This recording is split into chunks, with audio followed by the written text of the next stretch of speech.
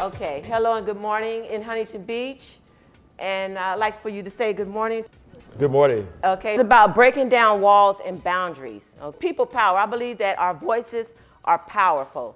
Your credentials, what have you done, as far as college and different things like that? Well, I went to a junior college for 2.5 years. I came back to work in education. And I worked as a probation counselor for the probation department. It was LACO, Los Angeles Office of Education. Okay. And I worked with them for about 6 years as a YSS worker, which is a youth service specialist. We're going to talk about what brought you here, why I became so interested in your story. Okay, so yes. Why are you here right now on this platform? What happened? Right now, I'm unemployed. As I worked at Eco Academy High School.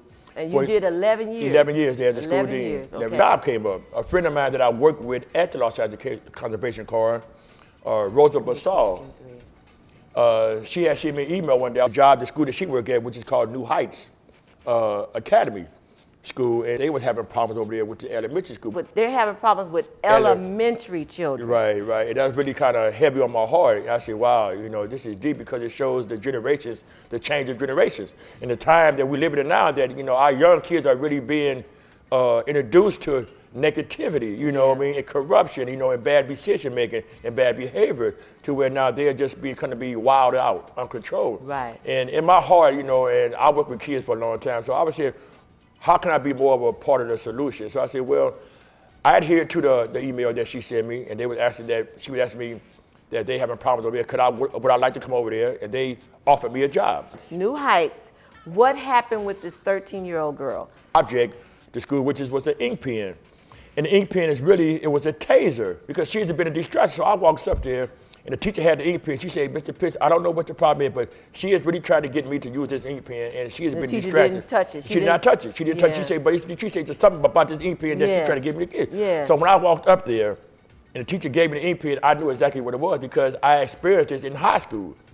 So my high school students, when I was back at ECO, they had brought these objects, and they could buy. The sad part about it, they buy these objects or these instruments off of ice cream trucks. Yeah. You know what I mean? So this really bothered you that she was trying to get the teacher. It troubled me. Yeah. Like, if you're at 13, if your man already at that age already to cause body harm to an adult, that tells there's a lot of trouble going on. Trouble somewhere. In our youth, right? And being an African American student, a young lady, that you bring this here to cause harm to the teacher. So I shared to her, and in my heart, really, because the years I've been working with the young kids, I say, they need to understand that there's a consequence for your action. So I say, this is the reason why I came to the elementary school.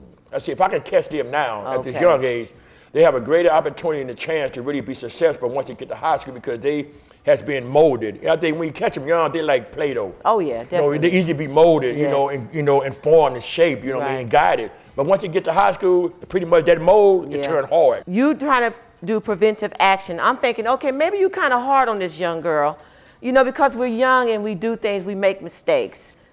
Let me say this. We make excuses, and then when the incident occurs, we look back and say, if I coulda, woulda, shoulda. Right. Then it's too late. The girl need to be dealt with. Bring them out there. She understands that this kind of action is not going to be tolerated in the school, especially bringing harm to them. I mean, you causing harm to another human being, which is one who come here to help you educate you. Which it was a weapon, because she could have used it to cause harm. I just said the teacher had a bad heart. Yes. And she pushed it. It's a taser. She gets shocked. And she was an older lady? She's an older lady. Yes. So just say the teacher did pick it up. Just say so, she did pick it up, and she pushed the pen. And it shocked her. And then she had a bad heart. Right. Just think now. Yeah. So then now is it still about 88? Right. So you know what I mean? So and in some cases may have been. They could care less probably that teacher dropped dead, because the check is more important. They go hire another teacher, drag her out the class, and hire somebody else. Exactly. So but then again, but now my point was this. These young kids are our future. Right. If they are not taught and corrected or guided in the right way, then what our future going to look like? And my thing is that, I got to keep on pushing. That's right. Because I got one thing, God closed doors there. I know one thing for sure, that the God I serve will open up the door for me. Well, thank you so much for coming in and sharing your story with us. Thank you too. You and your wife, and we'll get a chance to meet her in our closing.